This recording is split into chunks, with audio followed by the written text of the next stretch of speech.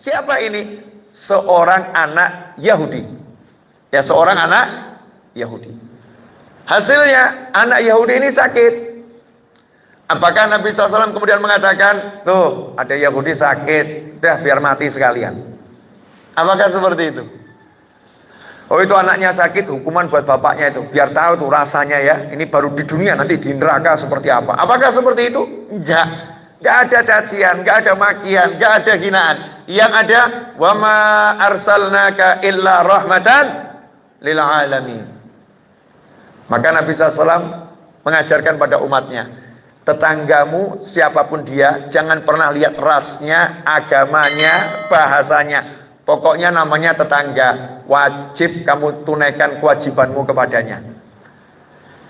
Kalau masak, asapnya sampai rumah tetangga, ya kasih, kirimi. Jangan dilihat, oh tetangga itu bukan muslim, oh, jadi nggak usah dikasih. Enggak, itu tetangga. Kalau dia itu muslim, berarti kamu punya tambahan 2 kewajiban. Kewajiban menyenangkan tetangga, plus kewajiban menyenangkan muslim.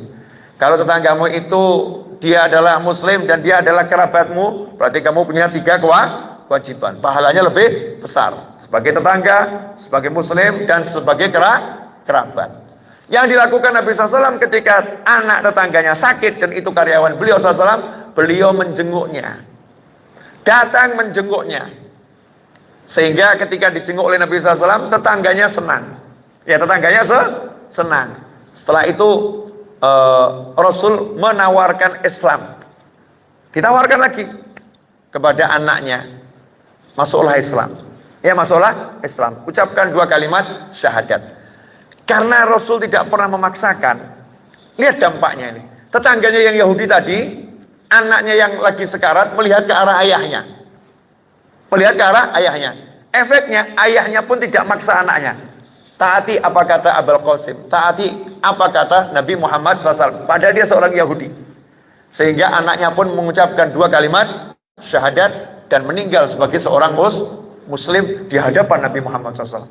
Indahnya dakwah Nabi Muhammad SAW. Meskipun sebagai muslim kita punya ukuran yang jelas, lakum dinukum waliyadin. Kita nggak akan ikut ajaran siapapun, kita nggak akan tiru modelnya siapapun. Kami punya model sendiri, the best model. Kami punya ajaran sendiri, ajaran yang terbaik. Cuman kami nggak pernah diajarkan mencela ajaran siapapun. Wa ma 'alaika ilal balagh, tugasmu hanya menyampaikan. Ini kalau kita pakai untuk bisnis, cakep banget.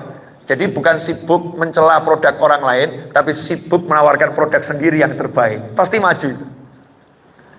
Orang yang bisnisnya cuma cari jeleknya produk orang lain, capek itu. Ya, nggak pernah dia memperbaiki kualitas produknya. Cukup pede dengan produknya, tawarkan pada orang banyak, nanti kan laris. Nah, itulah Islam. Islam udah luar biasa. Nah, ayat tadi ini kalau salah dipahami, ngeri atau nggak ngeri? Ngeri. Kemudian salah satu istri Nabi Muhammad SAW, Sayyidah Sofia. Kalau kita lihat, siapa beliau? Anaknya seorang Yahudi. Amalul Islam. Kemudian juga di Madinah ada sahabat Nabi, seorang Yahudi, bahkan pendetanya Yahudi, masuk Islam. Gak ada ras dalam Islam itu, gak ada. Islam itu meniadakan ras. Gak ada. Memang ada yang memiliki keunggulan.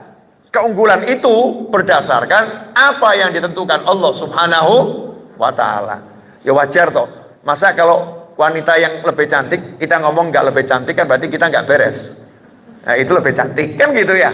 Oh, itu lebih ganteng. Oh, itu lebih kuat badannya. Oh, itu lebih lemah, wajar-wajar saja. Nah, Allah Ta'ala memberikan keistimewaan pada bangsa tertentu, kelompok tertentu, ya, itu memang menurut ilmunya Allah Subhanahu wa Ta'ala. Ya, bukan karena ras dan lain sebagainya. Ibu-ibu pemirsa dimanapun Anda berada, alhamdulillah 54 menit. Ini saya mau dipaksa sampai berapa menit? Ya, ini ruangannya alhamdulillah nyaman, enak, dingin ya. Sebagian sudah menggigil, sudah kedinginan sebagian, insyaallah. Terakhir saya akan tutup 1 jam kan sudah cukup ya. Memang kalau bilang nggak cukup nggak akan pernah cukup, nggak akan pernah cukup. sebagai penutup. Nah, untuk mendapatkan apa yang dimiliki Nabi Muhammad SAW, caranya ya belajar. Dan belajar itu harus berguru, gak bisa berbuku. Jangan belajar berbuku, baca dari buku tanpa punya guru, bahaya. Karena kita menafsirkan dengan kepala kita sendiri. Saya kasih contoh begini. Nah, misal nih, buat contoh saja. Mau cari contoh yang apa ya? Yang enak. Ini gini aja deh. Masker nih. Ketika saya begini, saya goyang-goyangkan ini masker. Penafsirannya ibu-ibu sama enggak kira-kira? Ada yang bilang mungkin Habib suruh pakai maskernya. Betul kan ya? Ada yang bilang mungkin Habib minta tambahan masker. Ada yang bilang Habib mungkin manggil temannya.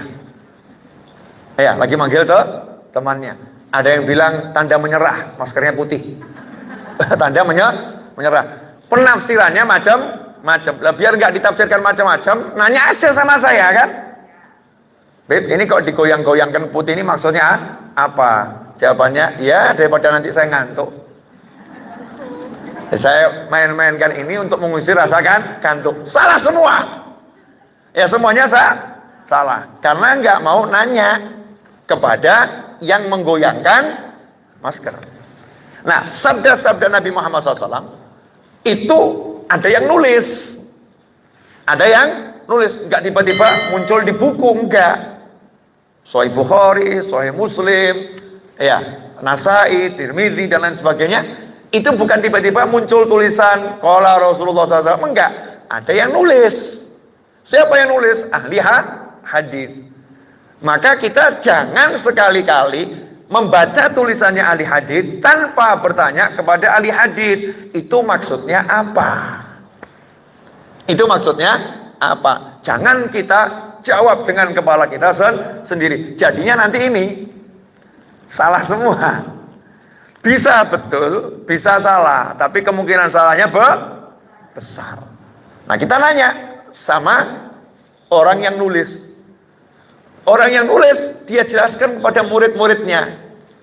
Maksudnya sabda Nabi ini SAW adalah begini. Saya dapat ini dari sahabat. Sahabat cerita begini, dan begini. Nah, itu nanti akhirnya jadi ilmu yang betul. Makanya Nabi Musa alaihissalam ketika diberitahu oleh Allah Ta'ala ada yang lebih alim dari beliau namanya Khadir atau Khidir alaihissalam. Nabi Musa nggak diberi ilmu langsung ke hati oleh Allah Ta'ala. Ya Allah, saya minta ilmunya Khidir, plug diinstal ke hati. Enggak. Tapi prosesnya dijalanin. Datangi Khidir, ikut, lihat langsung Khidirnya alaihissalam, berguru kepadanya secara langsung, ketemu manusianya, ya, lihat perbuatannya. Nabi Musa aja lihat perbuatannya bingung.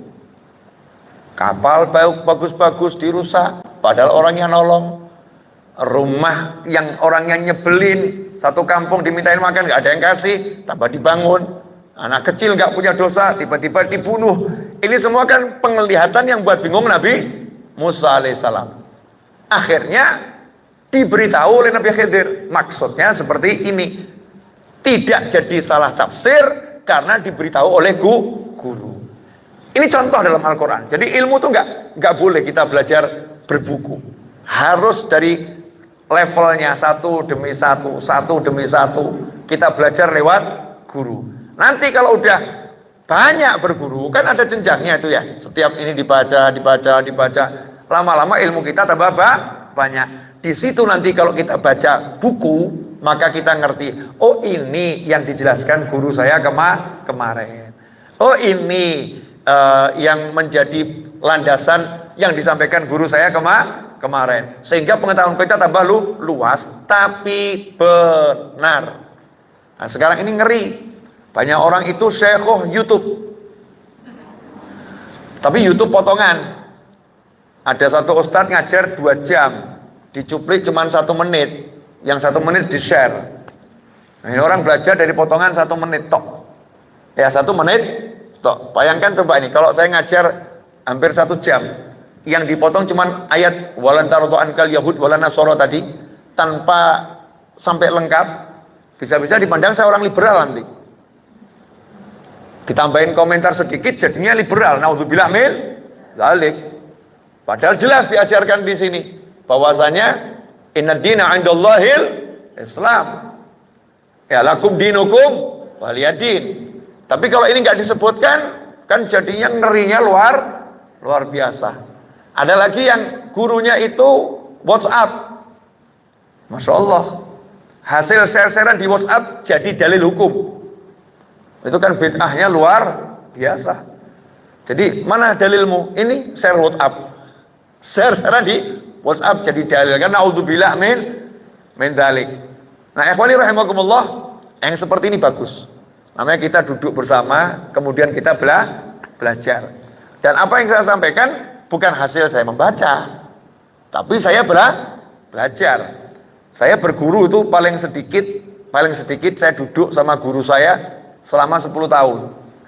Duduk itu maksudnya pagi, siang, sore, malam, pagi, siang, sore, malam. Bukan ketika pengajian. Orang kalau datang cuma pengajian namanya bukan berguru itu, namanya hadir pengajian. Kalau berguru itu ketika gurunya makan, ikut temani makan. Ketika gurunya ke pasar, ikut nemenin ke pasar. Ketika gurunya ada tamu, ikut nemenin terima tamu, ikut melayani. Sehingga tahu, oh prakteknya hadir itu terhadap tamu seperti ini. Oh prakteknya ke pasar seperti ini. Oh prakteknya. Sehingga ilmu itu jadi ilmu rasa, bukan ilmu teori. Ya itu caranya berguru. Dan itu dilakukan Nabi Musa alaihissalam kepada Nabi Syu'aib alaihissalam ketika Nabi Musa pergi dari kerajaannya Fir'aun, saat dikejar-kejar dituduh sebagai pembunuh. Nabi Musa ketemu Nabi Syu'aib alaihissalam, di sana belajar 8 sampai 10 tahun dan dinikahkan dengan putrinya. Nah itu prosesnya belajar. Maka ketika ketemu Nabi Khidir alaihissalam juga sama. Nggak datang pengajiannya Nabi Khidir, tapi ikut hal attabi'uka. Boleh nggak aku ikut kamu? Inilah prosesnya. Sahabat Nabi Muhammad SAW nggak duduk ikut pengajian, tapi ikut sholat berjamaah, ikut pengajian, ikut makan, ikut gali parit, ikut pergi keluar kota, ikut semua gerakan Nabi Muhammad SAW sehingga paham ilmunya dengan benar. Nah sekarang yang begini hilang. Orang sekarang belajarnya cuman hadir pengajian, apalagi sekarang pengajiannya hadir lewat YouTube, hadir lewat YouTube sambil masak, ya, sehingga ketika lagi mikir masakannya ilmunya juga hilang. Bagus sebetulnya bagus, tapi ya jangan itu aja gitu loh ya. Dengan kita tingkatkan pertemuan-pertemuan kumpul sama orang soleh. Tempatnya kiai, para ulama hadir. Terus kita lihat, oh kalau lagi ada tamu seperti itu ya cara terima tamunya. Oh cara nyampe ke niat itu seperti itu ya. Sehingga kita bisa menyerap apa yang diajarkan Nabi Muhammad sallallahu alaihi wasallam. Hakadza wal minkum jazakumullah khairan. 1 jam 21 detik. Mudah-mudahan berkah manfaat. Kurang lebih mohon maaf. Doa sedikit tapi insya Allah banyak. Karena setiap permohonan pada Allah itu enggak ada yang sedikit ya. Bismillahirrahmanirrahim. Alhamdulillahirabbil alamin. Allahumma shalli wa sallim ala sayidina Muhammadin miftahi babi rahmatillah adada ma fi 'ilmillah salatan wa salaman daimain bidawami mulkillah wa ala alihi wa sahbihi. Allahumma ya rabb kulli shay'in bi qudratika ala kulli shay'in ighfir lana kulla shay'in wa la tas'alna 'an shay'in wa la tuhasibna fi kulli shay'in wa a'tina kulla shay'in. Allahumma ighfir lana wa liwalidina. Allahumma ighfir lana wa liwalidina warhamhuma kama rabbayana shighara. Rabbana hab lana min azwajina wa dhurriyyatina qurrata a'yunin waj'alna lil muttaqina imama. Ya Hannan ya Mannan ya Fattah ya Razzaq ya Ghani ya Mughni. Allahumma kfina bihalalika an haramika wa aghnina bifadlika amman siwak. Rabbana zalamna anfusana wa in lam taghfir lana wa tarhamna lanakunanna minal khasirin. Faghfir lana dhunubana wastur aibana birahmatika ya arhamar rahimin. Ya Allah ampuni kedua orang tua kami. Jadikan orang tua kami bahagia dunia bahagia akhirat. mulia dunia, mulia akhirah, tentram dunia, tentram akhirah. Jadikan anak keturunan kami dan pasangan hidup kami orang-orang yang bahagia dunia, bahagia akhirah. Mulia dunia, mulia akhirah, tentram dunia, tentram akhirah. Ya Arhamar Rahimin, berilah kami usia panjang dalam segala kebaikan, kenikmatan, ketaatan, keridhaan, kemudahan, kebahagiaan. Dan setelah semua itu nanti ya Allah, akhirlah usia kami dengan husnil khatimah. Rabbana atina fid dunya hasanatan wa fil akhirati hasanatan wa qina adzabannar. Wa sallallahu ala sayyidina Maulana Muhammadin wa alihi wasallam. Alhamdulillahirabbil alamin. Wa'alaikum minkum, kurang lebih mohon maaf. Wassalamualaikum warahmatullahi wabarakatuh. Alhamdulillah.